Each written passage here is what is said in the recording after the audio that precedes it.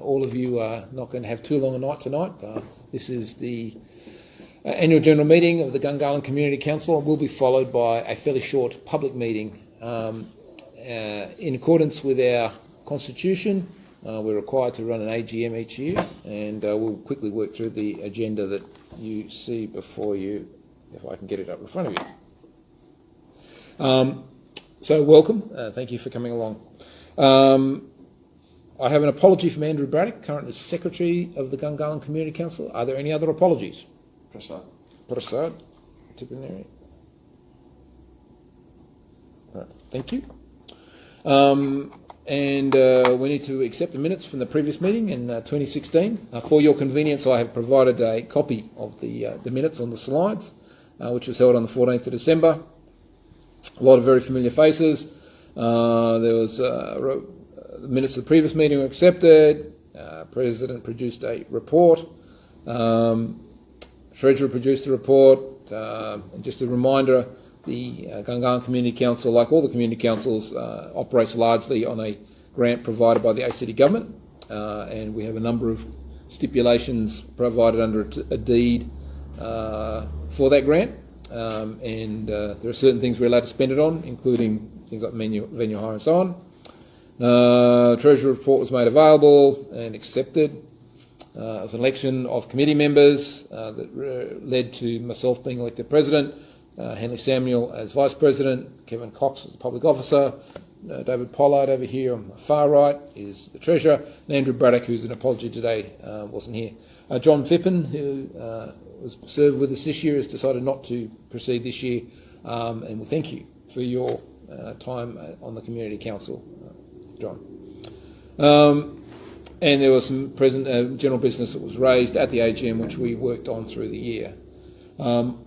Anyone who's at that meeting would like to move that those minutes be accepted? I move. So John moved, seconded Mark Scarborough.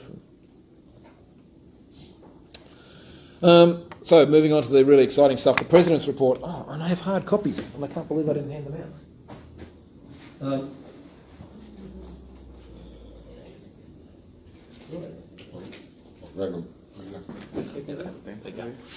There we go. So just give me one. So yes, Gungahlin Community Council has again focused on informing and representing the Gungahlin Community Council both to and with the ACT government, and we do that through a whole variety of vehicles. We operate a high quality newsletter. Those of you who haven't got a newsletter, there's some on the table here. We have active Facebook feed, we attend events, and we attended the Gungahlin Festival this year in particular. We operate a survey occasionally. The monthly meetings you're experiencing here, all examples of that. We have over 1,100 subscribers on the Gungahlin Community Council mailing list, and that's an email list, and approaching 2,000 Facebook users like our page. Which we think is pretty good, particularly compared with the other community councils in Canberra. Significantly, through 2017, we've been working on enhancing our website, and I'm pleased at this AGM to announce that we have in fact launched our new website with a number of new features, including link to current development applications. Much of the year has been focused on the follow-up from the election. The number of election commitments we are tracking, and of course with the return of the sitting government, the light rail project was locked in, and that construction for that is well and truly underway. And in parallel with that, a number of road duplication efforts continue to dominate the Gungahlin resident experience as we work through all those, and we're going to see those duplications ongoing until 2019. We are also looking forward to hearing from Senator Zed Seselja with regard to the relocation of a small to medium-sized federal agency to Gungahlin, which was a commitment of the 2016 federal. It was the awareness-raising exercise we undertook with high-rise residential developments on the western edge of the town centre. This led to us making representations to the Environment Planning Sustainable Development Directorate, who undertook a planning refresh process that involved an online survey, consultations, a workshop, and a variety of other engagements to determine what the residents' view were regarding building height and character, public spaces, walking and road transport. And we expect to see a report on that before the end of this calendar year and some recommendations early in 2018.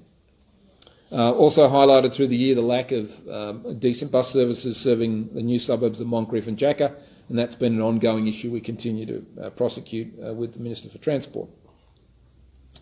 Throughout the year, both myself and the Vice President have represented the Community Council on numerous occasions through media outlets, including the Chronicle, the Canberra Times, All Homes, probably ABC 666 radio, perhaps the most common outlet, but also 2XX, local radio, and occasional segments on Win News and ABC TV. I've already mentioned the website, and the Community Council is also an active member of the Combined Community Council of Canberra and attend their meetings on a pretty regular basis. From a development point of view, Gungahlin continues to rapidly swell to its maximum size. The suburbs of Throsby and Moncrieff were open for land sales in 2017, and the suburb of Taylor is nearing completion. The Amaru Group Centre was opened in February. The eastern side of the town centre has been opened up with the commencement of works to service that area and build the associated roads. But of course we are all most aware of the ongoing road network upgrades, which will continue well into 2019. Much of our job is trying to have a balanced hand on managing all of that development through 2018. We're in a sound financial position, and I commend and recommend this report. Yeah, beautiful. Motion, Henley, seconded, Kevin. Terrific. All right, President Short, we'll now move on to the Treasurer's report. Treasurer.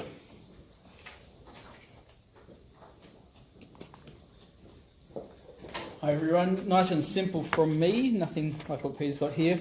We've had our accounts audited by an independent auditor for the year. We've got available balance sheets and profit and loss statements available if anybody does want to have a look through them. The auditor's report concludes, in their opinion, the financial statements presents in accordance with applicable accounting standards a true and fair view of the financial position of the Gungahlin Community Council. And it is my opinion as well that the Incorporated Association, Gungahlin Community Council, is able to pay all of its debts as and when they fall due. Move that the Treasurer's report be accepted. Any questions? Any questions on the financial report? I do have the numbers here for people who want to see it.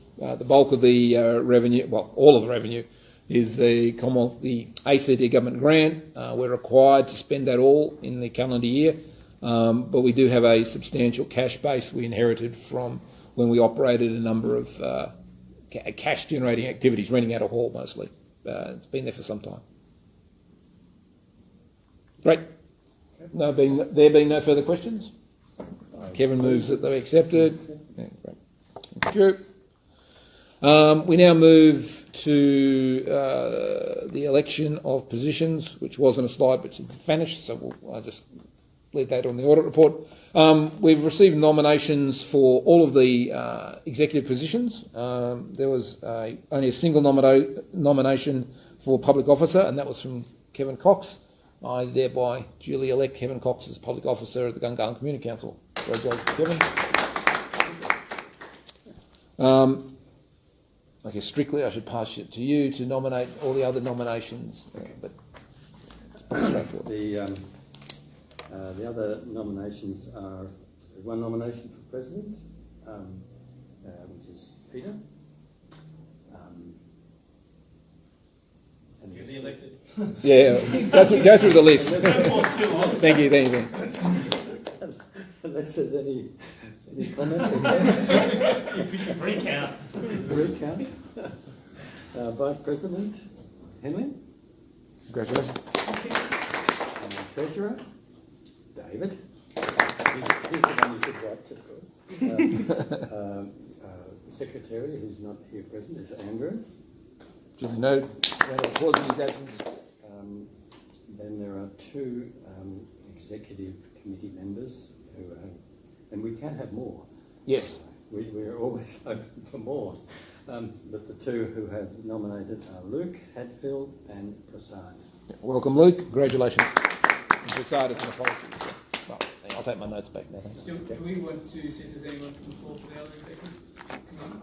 I think that's a very good idea. Are there any other nominations from the floor for membership of the executive committee? We can take up to a total of 5 additional executive members in addition to the president, vice president, those 5. Well, that's okay. Anytime you change your mind, we've got slots ready for you.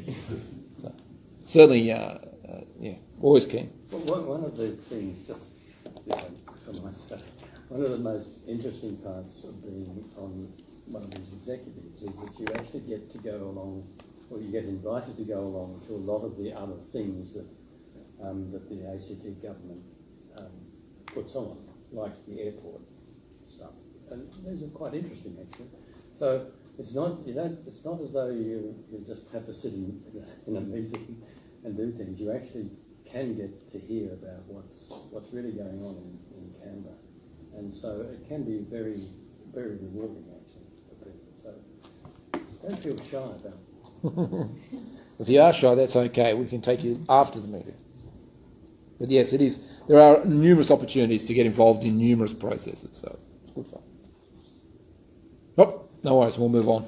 Thank you. That brings us to the last item on the agenda, which is other business. Is there any other business from the members or from the floor? I think some feedback might be worth passing back through to TCCS is the marketing communication regarding the changes to the waste collection in Gungahlin suburb. It's caused quite a lot of confusion. We might bump this to the general meeting. Oh, sorry. Yeah, we'll do that. We can do that. All right. Given that discussion's been bumped, I'll close the annual general meeting and thank you for your attendance. So, finished at 6:46. Can I just suggest for the general meeting we actually stop the stream? What I found is that people are more free to, because it's a discussion-based meeting. People are more free when there's not a video record. Yes, well, we can do that. So I suggest that today. Okay. So what we'll do for the general meeting is we'll introduce what we're going to be talking about, seek feedback from anyone who is watching. Okay, right, okay. And then all right, okay, so I'll just move on. Thank you for that. We only had one item on public meeting, for the public meeting today. We weren't able to secure speakers. We are in the unpleasant situation where sometimes we have people lined up who say, yep, and then less than a week out they go, oh, can we come next month? And as a result, we can't actually progress with those speakers. So we're in that situation this week. However, we, the Community Council, are looking at putting together a response to the ACT budget consultation process. It's something every Community Council strives to do. It's a very important way of the community signalling to the ACT government what's important to them and what's less important. So what we thought we'd do is have a discussion amongst you all here, including those who might be listening on Facebook, to get some input on what they would like to see us say in that response. And now, just by way of background, the danger with any budget consultation is it becomes a grab bag saying, I want this, I want that, I want this, I want this spent, I want this spent, I want this spent. Unsurprisingly, the government has asked not for a list of wants, but of course we will put in a list of wants because we should. However, they have asked, in fact, the way you respond to these is you are required to respond under these headings about what services you believe are most important to the territory, how the government can deliver those services more efficiently to better meet the needs of Canberrans. Are there any particular services the government should stop delivering or deliver in a different way? Are there any ways in which the government could generate new revenue or services or that the community could or should make a direct contribution to, i.e. make a fee for service? And more broadly, what can the government do to make Canberra more livable? So what's probably going to be the easiest is if we don't have a Facebook community clamouring for to provide input, we might just park the Facebook feed because otherwise it becomes just a silent, still picture, and open up the discussion on these five questions. So if there's anything burning that someone would like to kick off the conversation with under any of these topics, I'm happy to take that now, but I'm also quite happy to keep prattling away with my own thoughts and ideas.